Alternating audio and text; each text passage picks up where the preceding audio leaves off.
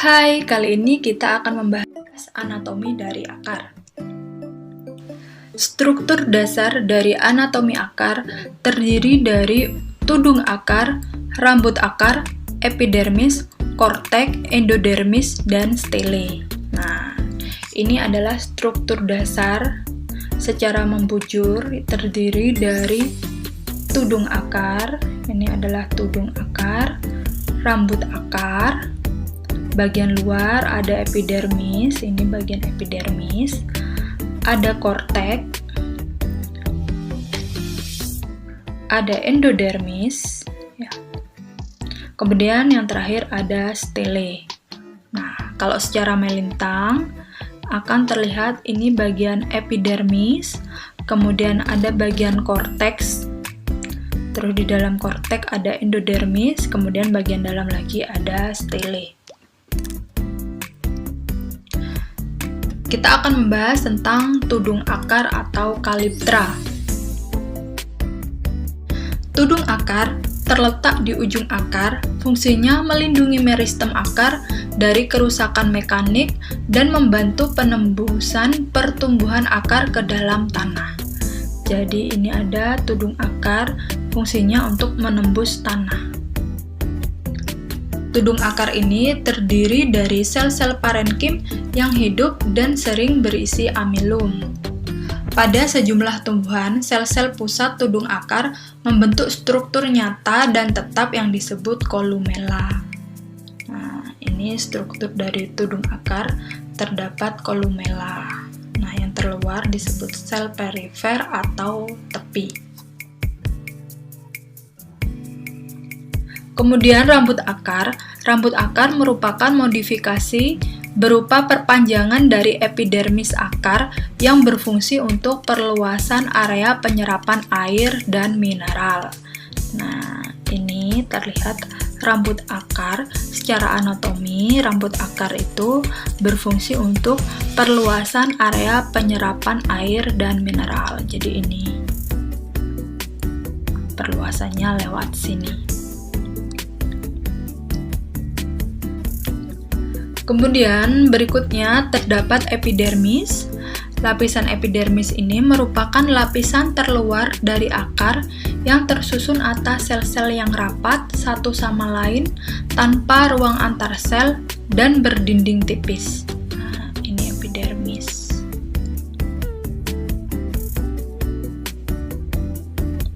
Sel-selnya rapat. Di bagian ujung tempat terjadinya penyerapan, dinding sel epidermis terdiri dari bahan selulosa dan pektin. Nah, epidermis itu terbuat dari bahan selulosa dan pektin. Bila epidermis tidak terkelupas, pada waktu akar menua, dinding selnya akan mengalami penebalan yang disebut dengan kutin atau suberin. Berikutnya, korteks. Pada umumnya, korteks akar terdiri atas sel-sel parenkim. Sebagian sel-sel korteks tersusun secara teratur, secara radial, dan konsentris.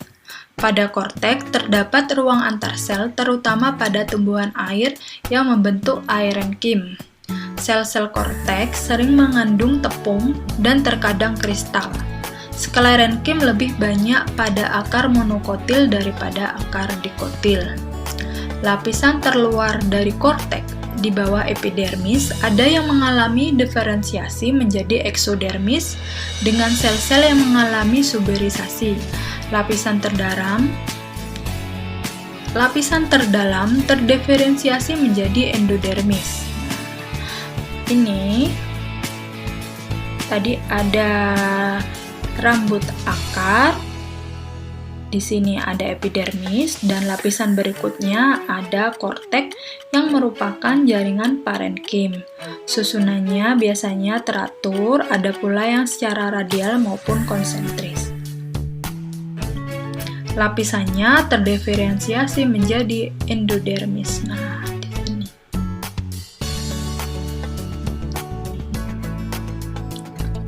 Setelah korteks terdapat endodermis. Endodermis ini merupakan satu lapis sel yang tersusun rapat tanpa ruang antar sel. Dinding selnya mengalami penebalan gabus yang dinamakan pita Kaspari. Penebalan gabus ini tidak dapat ditembus air, sehingga air harus masuk ke dalam silinder pusat melalui sel endodermis yang dindingnya tidak menebal, disebut juga sel penerus air. Endodermis merupakan pemisah yang jelas antara korteks dan stele. Saya ulangi lagi ya, di sini ada rambut akar, kemudian ada jaringan epidermis, berikutnya ada korteks. Di dalam korteks terdapat endodermis. Endodermis ini tersusun rapat tanpa ruang antar sel. Nah, pada dindingnya terdapat pita Kaspari, kalau diperbesar seperti ini. Pita Kaspari ini mengalami penebalan gabus yang tidak dapat ditembus air, sehingga air masuk harus melalui sel yang tidak menebal atau sel penerus air. Nah, dia akan melewati sel-sel penebal, sehingga endodermis ini memisahkan antara korteks dan stele. Di sini bagian stele di dalam. Berikutnya, kita akan membahas tentang stele. Stele merupakan lapisan yang terletak di tengah akar dan di sebelah dalam endodermis. Bagian terluar dari stele yang berbatasan dengan endodermis adalah perisikel. Perisikel ini tersusun atas sel-sel parenkim yang berdinding tipis dan mempunyai potensi untuk menjadi meristem kembali, sehingga kadang-kadang disebut perikambium. Dalam stele terdapat pembuluh angkut, xilem, dan pembuluh tapis atau floem. Dalam stele juga terdapat empulur. Empulur letaknya paling dalam atau di antara berkas pembuluh angkut yang terdiri dari jaringan parenkim. Pada akar, empulur hanya ada pada tumbuhan monokotil. Xilem mengangkut air dan mineral dari dalam tanah ke daun, sedangkan floem mengangkut hasil fotosintesis ke seluruh bagian tubuh tumbuhan yang memerlukan. Struktur akar, saya ulangi lagi. Yang awalnya di sini ada epidermis, kemudian ada bagian korteks. Ada korteks. Nah, setelah korteks ada endodermis. Nah, di dalam endodermis ada stele. Nah, ini stele bagian yang terdalam. Ini ada epidermis, ada korteks, ada endodermis, kemudian ada stele. Nah, di dalam lapisan terluar setelah endodermis ada perisikel. Di sini ada perisikel.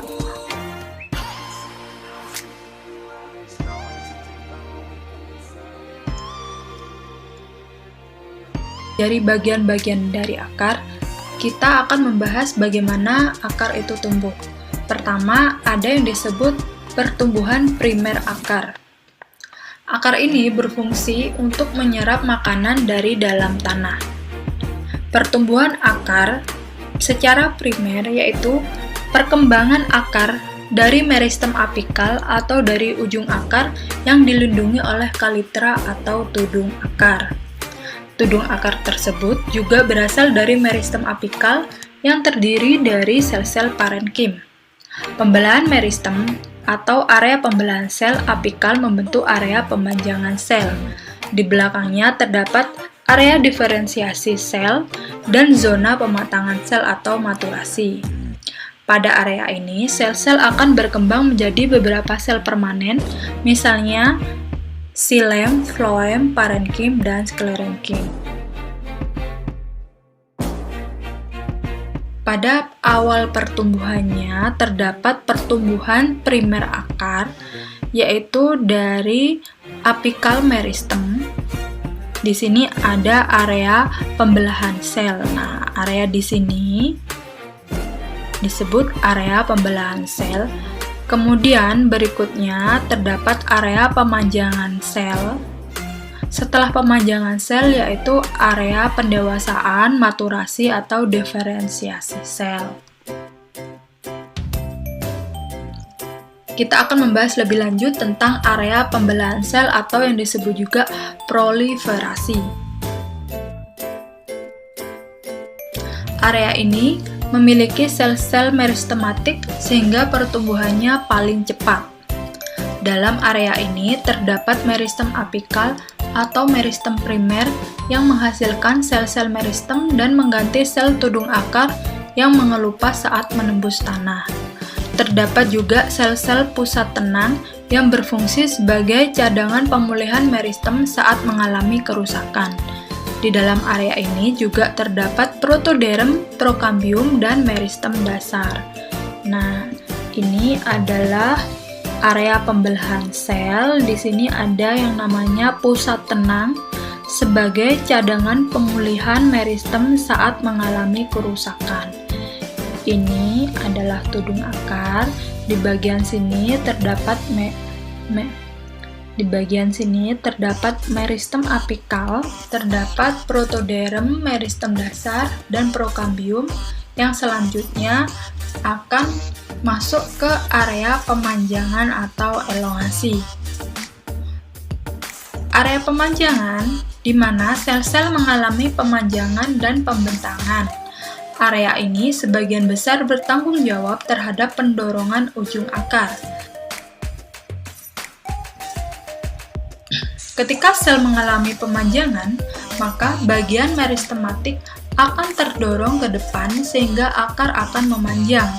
Di sisi lain, meristem akan mendukung pertumbuhan secara terus-menerus dengan menambahkan sel-sel ke ujung termuda di area pemanjangan.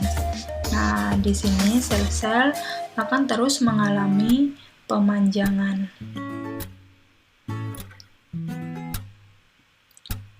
Berikutnya, area pematangan pendewasaan atau diferensiasi. Sel-sel akar pada area ini mulai mengalami spesialisasi struktur dan fungsinya. Sistem jaringan yang dihasilkan oleh pertumbuhan primer menyelesaikan dan menyempurnakan diferensiasinya. Akar sudah membentuk jaringan yang berbeda-beda. Terdapat 3 sistem jaringan dari tumbuhan dewasa, yaitu jaringan dermal, jaringan dasar, dan jaringan vaskular.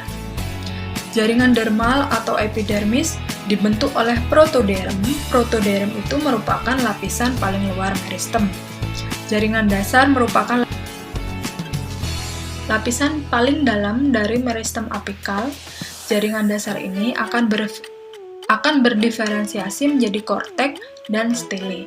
Jaringan ini dibentuk oleh prokambium yang terletak di antara protoderm dengan jaringan meristem dasar. Nah, pada awalnya terdapat meristem apikal, dia akan aktif membelah. Setelah itu ada area pemanjangan di mana sel-sel akan terus memanjang. Kemudian berikutnya area pematangan di mana sel-sel tersebut mengalami pendewasaan sehingga akan membentuk struktur organ yang lengkap. Jaringan yang lengkap seperti jaringan dermal, jaringan dasar, dan jaringan vaskular, yaitu epidermis. Di sini ada korteks, stele.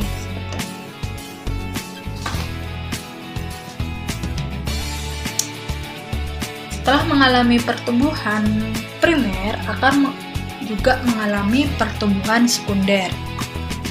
Pertumbuhan sekunder pada akar terjadi akibat aktivitas dari kambium dan kambium gabus yang membentuk xilem sekunder dan floem sekunder. Aktivitas kambium ini yang menyebabkan pertambahan diameter akar. Pertumbuhan sekunder biasanya terjadi pada akar gimnos dan dikotil. Ini adalah bentuk dasar dari akar yang kemudian berkembang sehingga diameter bertambah besar karena adanya pembentukan floem sekunder dan xilem sekunder. Ini contohnya, xilem sekunder bertambah menjadi 5 lingkaran, sehingga menyebabkan struktur akar menjadi lebih besar, diameternya lebih besar. Secara skematis, pertumbuhan akar primer ke sekunder yaitu sebagai berikut.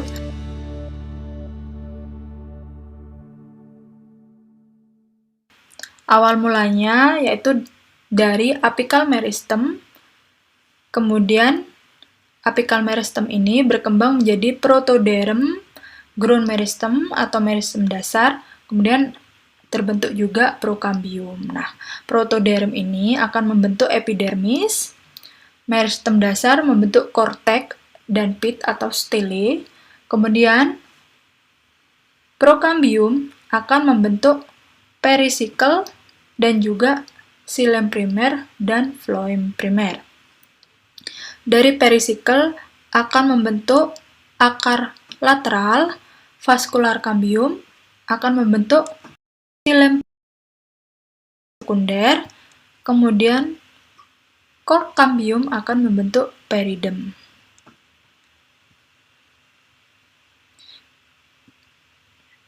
Nah, ini adalah skema dari perkembangan yang saya sebutkan tadi. Sehingga diameternya akan bertambah besar. Setelah mempelajari bagaimana pertumbuhan akar, berikutnya kita akan mempelajari perbedaan struktur anatomi akar pada beberapa jenis tumbuhan. Pertama, yaitu struktur anatomi dari akar dikotil. Akar dikotil tidak memiliki empulur, phloem berada di bagian luar xilem, dan xilem terletak di bagian tengah akar. Pada pembuluh xilem, memiliki dinding tebal, sedikit serat, tetapi parenkim banyak. Perisikel terdiri dari selapis sel. Nah, secara skematis, strukturnya seperti ini, tidak ada empulur, phloem, dan bagian dalamnya terdapat xilem. Ini bagian epidermis dan ini bagian korteks. Nah, gambarnya seperti ini. Jadi, bagian epidermis, korteks, kemudian pada stele terdapat jaringan pengangkut. Kalau diperbesar, bentuknya seperti ini. Ini adalah perisikel, di sini ada korteks, di sini ada endodermis, di dalamnya ada phloem, ini bagian phloem, dan bagian tengah terdapat xilem. Kalau diperbesar lagi, di sini ada endodermis, lapisan berikutnya ada perisikel, kemudian ada xilem dan phloem. Berikutnya, akar monokotil. Akar monokotil tidak memiliki kambium. Perisikel terdiri dari beberapa sel membentuk akar lateral. Phloem dan xilem terletak berselingan dengan jumlah yang sangat banyak. Empulur berkembang dengan baik. Nah, ini ada empulur atau pits ya, jadi terlihat besar. Nah, di sini ada xilem dan phloem, letaknya berselingan. Ini phloem, terus ada xilem, letaknya selang-seling. Ini bagian epidermis, bagian korteks. Dan ini ada stele atau pits atau empulur. Terdapat juga perisikel. Nah, perisikel ini membentuk akar lateral. Jadi terdapat pemanjangan sehingga membentuk akar lateral. Perbedaan akar dikotil dan monokotil. Secara morfologi, sistem perakarannya untuk monokotil dia berakar serabut dan dikotil berakar tunggang. Secara Anatomi terlihat dari struktur kalitra atau tudung akar. Tudung akar berbatasan dengan ujung akar dan terlihat jelas, sedangkan pada dikotil berbatasan dengan ujung akar dan terlihat tidak jelas. Nah, di sini tidak jelas. Sedangkan pada monokotil terlihat jelas struktur dari kalitranya. Untuk perisikel, terdiri dari sel-sel. Beberapa lapis sel yang berdinding tebal hanya membentuk cabang akar pada monokotil, sedangkan pada dikotil terdiri dari satu lapis sel yang berdinding tebal membentuk cabang-cabang akar sekunder yaitu kambium dan kambium gabus.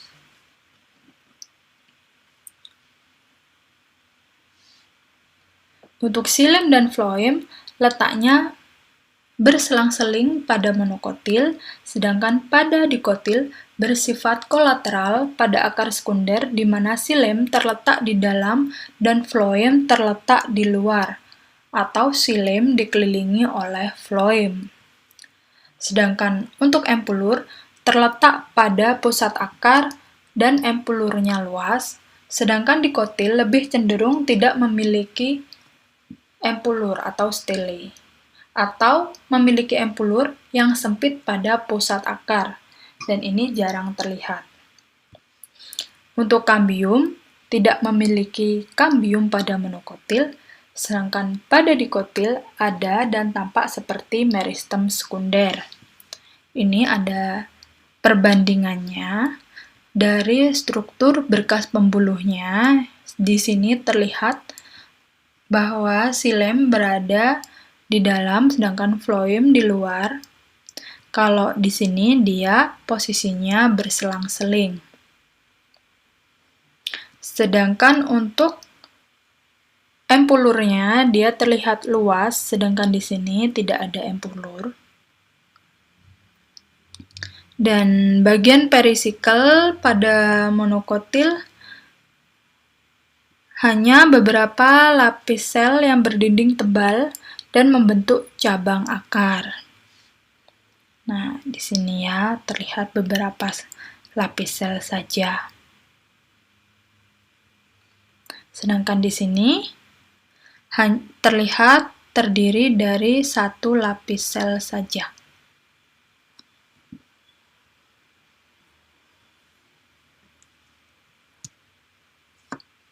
Berikutnya untuk akar gimnospermae.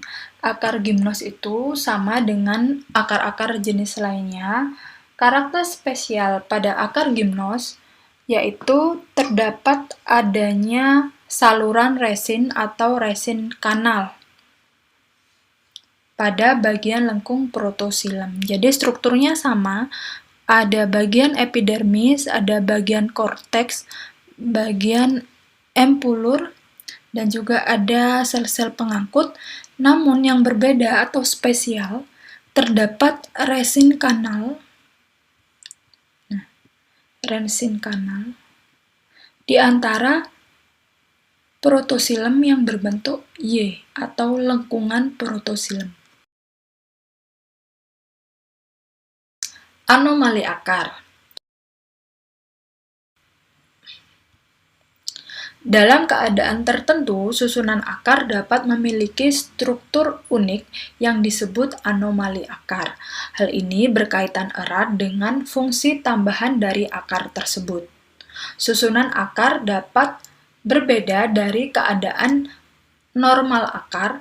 Sebagai contoh, ada akar udara dan juga umbi akar. Akar udara. Akar udara sering kita lihat pada famili anggrek atau Orchidaceae. Tanaman ini merupakan epifit yang memiliki akar udara yang menggantung di udara. Akar udara memiliki struktur yang berbeda dengan akar lain, yaitu adanya filamen.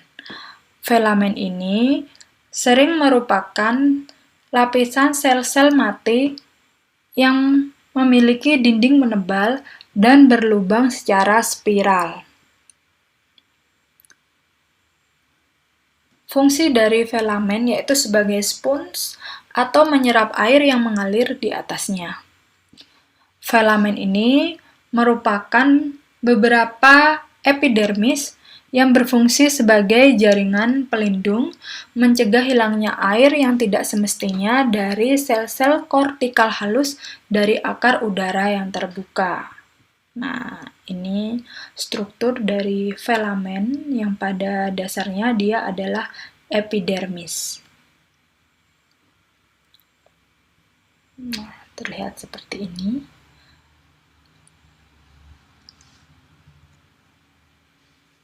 Berikutnya umbi akar. Umbi akar atau akar bawah tanah dapat menjadi sangat menebal dan berfungsi sebagai organ penyimpan makanan. Hal ini terdapat pada kentang, loba, wortel, dan dahlia. Dalam akar, makanan dapat disimpan sebagian di daerah korteks atau silem atau keduanya. Jadi yang berbeda dari struktur akar pada umumnya yaitu adanya tempat penyimpanan makanan pada bagian korteks. Sehingga akar terlihat gemuk dan menebal. Di sini, ini adalah bagian korteks umbi-umbian. Yang posisinya, kalau ini dia di bagian korteks, tempat penimbunan cadangan makanan. Di sini, dia di bagian korteks. Ya.